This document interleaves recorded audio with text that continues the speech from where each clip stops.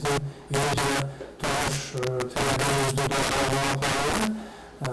ошол мамлекеттик университетинин жасап жаткан иштери, яңы иштери жеке топ жаңалыктарды угуп, биздин ошол редакцияны абдан кызыктырган жайык маселеси болду да. Бүгүн биздин ошол мамлекеттик университетинин Илим жана технологиялар боюнча проректору, экономиканын доктор, профессор ошол абдан шарттуу тотал областта ошол университеттин ичинде ушу жайык маселеси боюнча бир топ окуучулардын ушундай издөө жүргүзүү аракеттери бар деп биз көрдүк. Университет сөз болуп, бир топ ошол университеттин ошол жергиликтүү саясаттар боюнча тарапынан бир топ китептер менен таанышып чыктык. Бирок ошол жерде бир кызыктырган нерсе, жайык системасын менимче силерден ошол жергиликтүү ошол баратын. Эми жайыктын нерсе бар экенин биз билебиз, түшүнөбүз. Анын ичинде жалпы жайык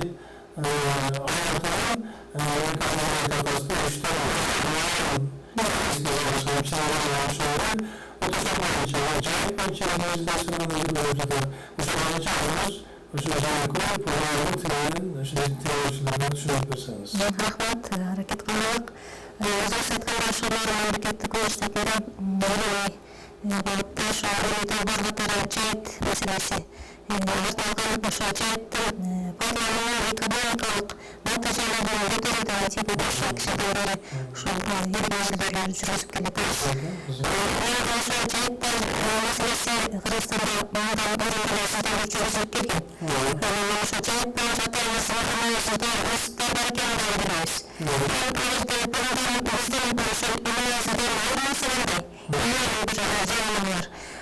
Бул жайытты карап көрсөк, экономикалык жактан бадарына эч ким колдонбоп турбаган. Жайыттарды экологиялык маселелер боюнча, экономикалык аспекттер боюнча көпсүндө жүргүзүлгөн экен. Өткөн жылдардан баштап ушул маселелер болгон экен. Биздин профессорлорубуз Россияда башка мамлекеттерде, Монголияда, Кытайда ушул жайыт маселелери жакшы изделген экен. Кыргызстанда ошол экономикалык жактан, өзгөчө рынок шартына өткөн экономикалык жактан ушундай чарасы үчүн регионубуз биздин аңчалар берген Кыргызстан үчүн маанисиз да.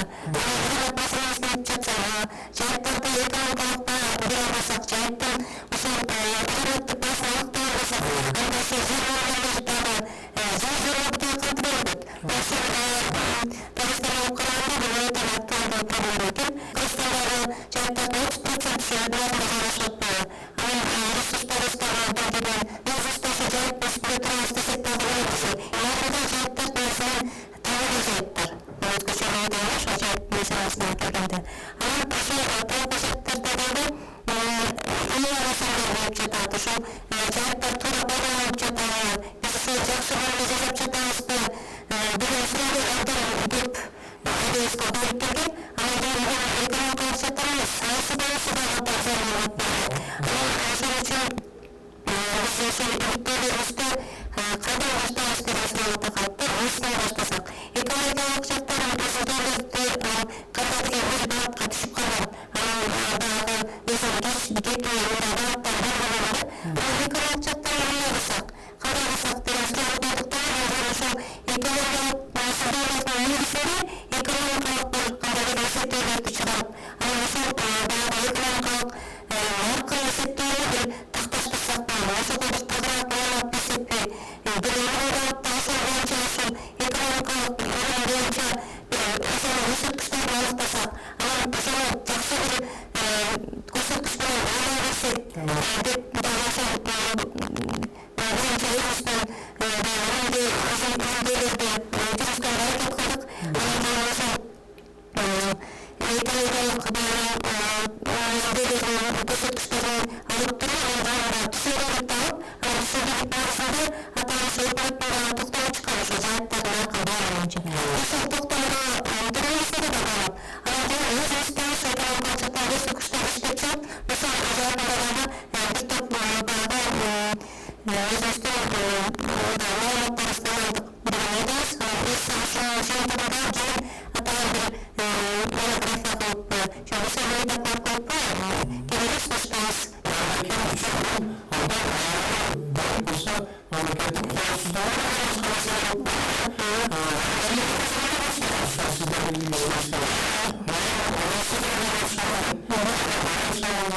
Шарттар керек дегендей. Жакшы суроо айтат. Өтө көргөн маселе айтат. Жайыт маселесин беребиз. Жалпы башка өзүдө дарыгерлерге тиешелүү тасырып козгоп көрөбүз. Мамлекетте ошо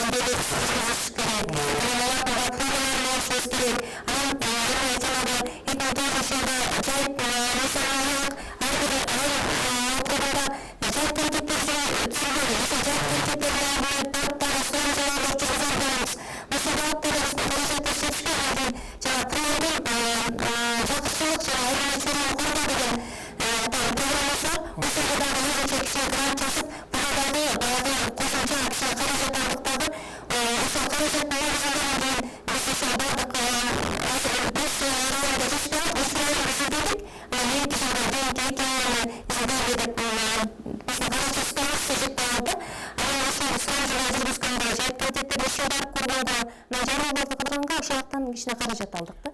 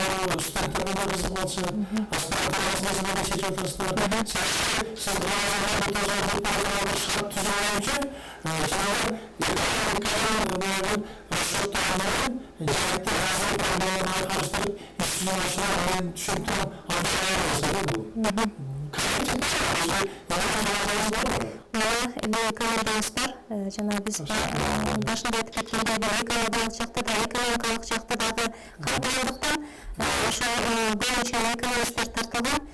Ошол экономика кафедрасынын башчысы Илимдин кандидаттары Жолдош Асанович Асаева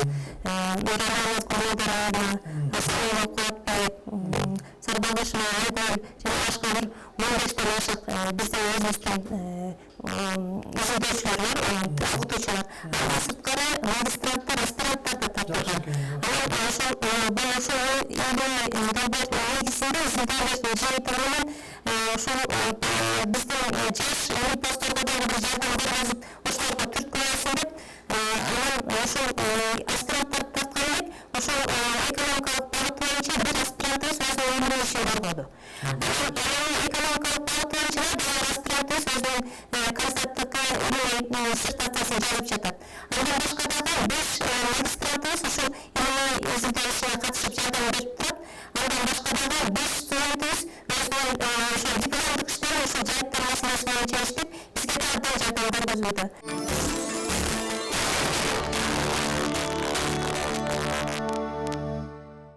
Мүмкүн деградацияга учурап атат.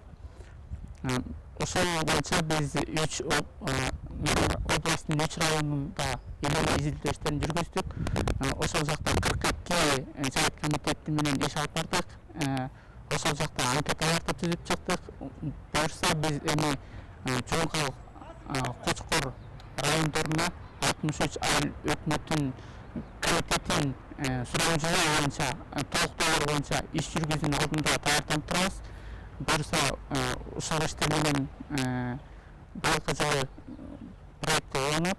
Жайыт комитети менен жайыт пайдалануучунун ортосундагы проблемаларды баарысын тактап изилдеп жазып, анан жогорку кеңеште атайын жайыт закондоруна өзгөртүү киргизүү үчүн сунуштарды бердик. Экологиялык жактан жайытка кандай таасир болуп атат ушуну изилдөө боюнча Biz iki opытты жүргүздүк. Биринчи ошо Мурады айылдан Жайытка айдап жүрүүчү жолду biz опыт жүргүзгөнбүз. Атан эксперименттик площадкаларды түзгөнбүз да. Ал жака мал кирбейт. Мал айылдан алыска Жайыттарга кетпей оттоп жүргөндө ал жак дайыма кой тейлеп турат да ал жактычы. Анан ошол менен салыштырып бүгүнкү Жайыт кандай пайдаланып атат ошону изилдегенбиз. Изилдөөлөрдүн жыйынтыгына таянсак, бул эң негизги Жайыттардын айыл четиндеги Жайыттарды жана ортоңку Жайыттар булар чет нур айыл өкмөтүнүн Жайыттары мындай өтө деградация жогору абагында турат десек жаңылышпайбыз. Жайыт комитеттери ошол алыскы Жайыттарга малчыларды көчүрбөгөндүгү үчүн, талап болбогондугу үчүн ушундай проблема болуп атат. Мисалы айыл өкмөттөрү малчыларды 25 апрелде гана тоого көчүп кетүү боюнча закону болсо, анан ошол көчүп кеткичекти же кар калың жаагандыктан жана айылдын ичиндеги айдоо жерлерди ал жакта дагы малдар жеп атат да. Мисалы бедейлерди жеп атат, эспарсеттерди. Булардын малы тийген сайын буларда жаңы оорулар пайда болот. Анан ошол жагын дагы биз эске алышыбыз керек да. Biz ошол Жайыттардын экологиялык жактан боюнча кандай болуп атат ошол тууралуу изилдеп жатабыз. Азыркы убакта биз биринчи жылда чатап түзүттүк. Опытный участоктарда кандайбыз, ошол участоктарда атайын опыттарды жүргүздүк. Ошол жүргүзгөн опыттардын негизинде ошол жердин топурактарын жана чөптөрүнүн атайын химиялык анализдерди жүргүздүк. Ошол химиялык анализдердин негизинде экономисттер ошол жерде чөптөрдүн толуктуулугун багып, ошол жердеги баягы экономикалык жактан канчалык натыйжалуулугун эсептешет. Биз болсо ошол жердеги деградация же эрозия почва жөнүндө кандай жылыштар, өзгөрүүлөр Жайытта болуп аткандыгы жөнүндө изилдеп жатабыз азыркы күндө. Топурактын анализин жибергенбиз. Жиберип ошол биринчи результаттар боюнча алынган химиялык анализдерди алганбыз. Ошол топурактын анализи боюнча статьяларды жаздык. Бир статьябыз Кытайда чыгып өзүбүздүн наукабызга байланыштырып бир статьялар жазып атабыз. Ошондо мен өзүмдүн ошол опыт жүргүзгөн практикалык иш катары пайдаланып, ошол опыттарды дагы өзүмдүн илимий ишиме колдонуп атам. Бул биздин максатыбыз эмне? Биринчиден бул экологиялык жактан экологдор изилдесе, биз ошону экономикалык жактан кандай бүгүнкү күндө Жайыттар кандай абалда турат, ошону изилдөөгө аракет кылып атабыз. Ошол эки мен ушу Жайыттарды пайдалануу жана башкаруунун натыйжалуулугун жогорулатуу жолдору деген диссертациялык кандидатский ишимди 31 майда ийгиликтүү коргоп келдим. Эми бүгүнкү күндө бизде экономикалык жактан областта Жайыттар жөнүндө көп маселелер бар да. Аларды алсак, мисалы экономикалык жактан эсептесек, Жайыттарды пайдалануунун жана башкаруунун механизмдерин ойлоп чыгуу, кандай механизмдер менен жакшыртабыз Жайыттарды, ошондой эле административдик укуктук негиздерин жакшыртуу. Бүгүнкү күндө ошо Жайыт комитеттери айыл өкмөттөр менен жана башка органдар менен жакшы иш алып бара албагандыгына байланыштуу көп маселелер келип чыгууда. Анан ошол эки биз аспиранттарда иштейбиз, студенттер иштейбиз ошо проект менен. 2012 жылдан баштап ошо биз изилдөө иштерин жүргүзгөнбүз. Башкача айтканда мындай суроо иштерин жүргүзгөнбүз. Область боюнча 3 райондо, Наран, Актала, анан Ардаш районунда суроо иштерин жүргүздүк. Жана келечекте ошо дагы 2 район болуп калган, ошолорго дагы суроо иштерин жүргүзүп, көйгөйлөр бар бүгүнкү күндө Жайыт комитеттеринде ошол маселелерди чечүүгө жана ошо Жайыт комитеттерине жардам берүүгө аракет кылып жатабыз. Биз ошо суроо негизинде көп анализ жүргүзсөк, Жайыт комитеттеринде бүгүнкү күндө көп маселелер келип чыгууда да. Мисалы Жайыт комитеттер жакшы иш алып бара албай жатышат. Мисалы компетенттүү адистер жетишпейт. Ошого байланыштуу биз тегерек стол өткөргөнбүз. Ошо долбоордун негизинде тегерек стол өткөрүп, Жайыт комитеттерин, айыл башчыларын, айыл өкмөттөрүн чакырып тегерек стол өткөргөнбүз. Ошондо дагы көп көйгөйлүү маселелер келип чыкты. Аларды чогуу чечкенге жана келечекте чечкенге аракет жасадык. Жана ошондон ошо Жайыт комитеттердин төрагаларынын сунуштары менен биз ошо өзгөртүүлөрдү киргизгенге аракет кылып атабыз. Ошол эки ошо сунуштар ишке ашып калса, мындан ары дагы ошо областын Жайыт комитеттеринин иштери алга жакшы жылмак деп эсептейбиз.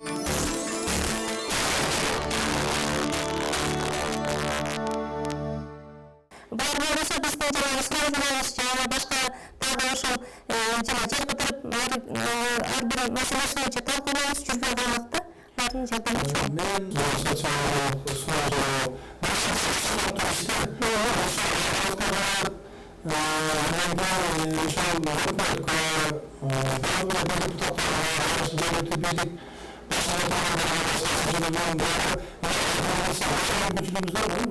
Ооба, бул жаатында дагы биз ошол жергиликтүү бийлик органдары менен көп жылдан бери тегиз иштеп келе жатабыз. Биздин ошол изилдөөнүн жыйынтыктары жанагы областтын өнүгүү программасына камтылган тармак боюнча. Ошол жайыт боюнча дагы жана агрардык тармактын өнүгүшүндө биздин изилдөөлөрдүн жыйынтыгы ошол акыркы жолу 2017 жылга чейинки жазылган областтын стратегиясына кирген булар дагы. Андан сырткары ошол жайыт комитеттеринин иштери боюнча аларда кандай бир кемчиликтер же жетишкендиктер болуп жаткандыгын биздин жана суроочулардын маалыматтар тыцыктап көргөзгөндө ошол боюнча биздин өзүбүздүн жыйынтыгыбызды областтын жайыт департаментине бергенбиз. Аларда практикалык иштеринде колдонуп жатышат. Андан сырткары суроочулардын жыйынтыгы жана башында айтып кеткендей ошол өкмөттүн башчылары менен жана жайыт комитеттери менен төрагалары менен дагы жайыт пайдалануучулар менен чоң бир тейлик стол оюштурганбыз да. Ошондо дагы ошол жайыт маселеси боюнча кандай проблема болуп жатат, жайыт маселе ошол жайыт комитеттеринин иштерибизде жакшы бир шарт түзүп берип атабы, же деги жайыттардын натыйжалуу пайдалануусуна ошол жайыт мыйзамы толук кандуу баягы камсыз кылабы деген суроолорго да жооп алалы деп ошол менен жолугуш уюштурганбыз да. Ошол суроолордун дагы жообун аладык десек болот. Анан ошол изилдөөнүн жыйынтыгын ошол биздин пикир алышуубуздун жыйынтыгын кошуп туруп биз ошол жана жайыт мыйзамына сунуштарыбызды өзүбүздүн өзгөртүүлөрдү жана толуктоолорду киргизүү боюнча Кыргыз Республикасынын Жогорку Кеңешинин тиешелүү ошол жанагы комитетине жолдогонбуз биздин сунушубузду. Андан сырткары дагы праймага да бердик, Илим билим министрлигине да бердик өзүбүздүн жана жылдык отчетубузду бергенде. Анан ошол жанагы жергиликтүү бийлик органдарына да сунуштадык.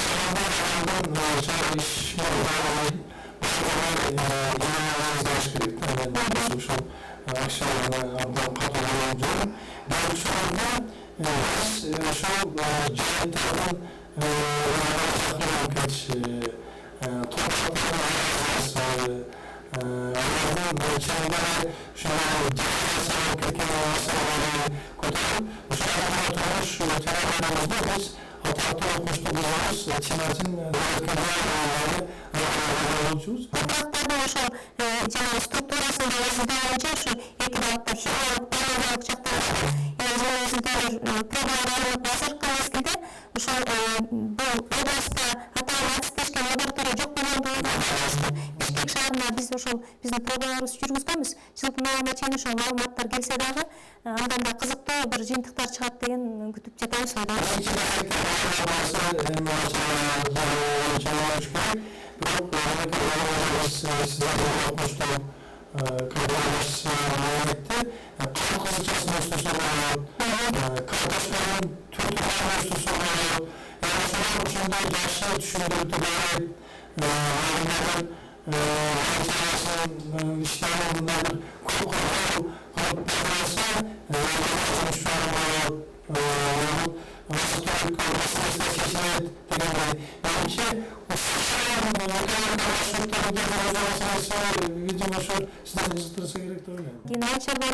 Болгондон кийин илгери мэринде картошкада бышкайт деген бир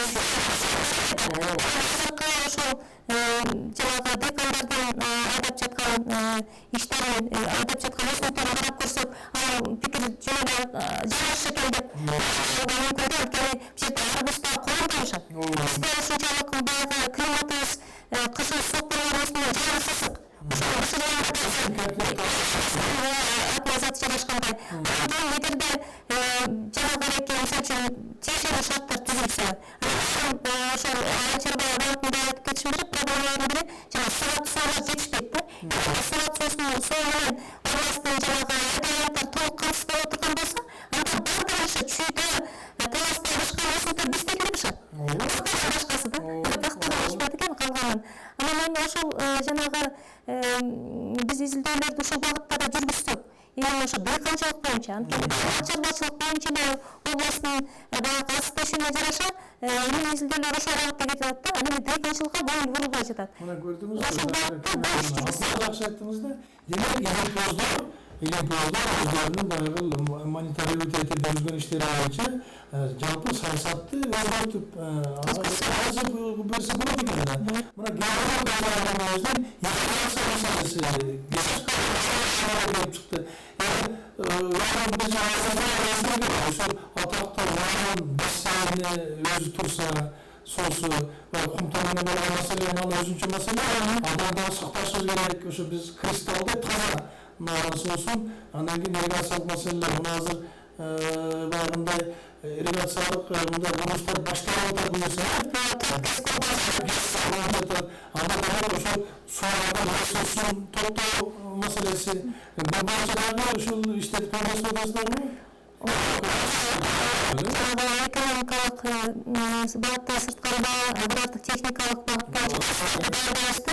Ошондо электрический станция, электр станциялары деген аз бар. Бирок ошол жана гидротехника багытына дагы бурган эмес экенбиз да. Азыр ошо ГЭСтерди курулгандыгына байланыштуу, жана ирригация маселелери келип чыкканына байланыштуу ушул адистиктерди, ушул багытта адистер даярдоо боюнча да суроо талаптар келип чыгат да. Сөзсүз түрдө бул адистер маселесинде илим изилдөөлөрдү ушул багытта жүргүзүү менин көңүлүмө талаа болот деп ойлойбуз да. Өткөн жылда бир 90дон ашык макала чыкса, быйылкы жылы 127 макала чыкты да. Эгерде булардын да чыгарылыш кайсы өлкөлөрдө чыкканын карап көрсөк, Россияда чыгып атат, Германияда чыгып атат, Казакстанда чыгып атат, Тазакстанда чыгып атат. Ошол боюнча СНГ өлкөлөрүндө чыккан макалалар инглиз тилинде, кыргыз тилинде, түрк тилинде чыгып атат. Şu aşamasından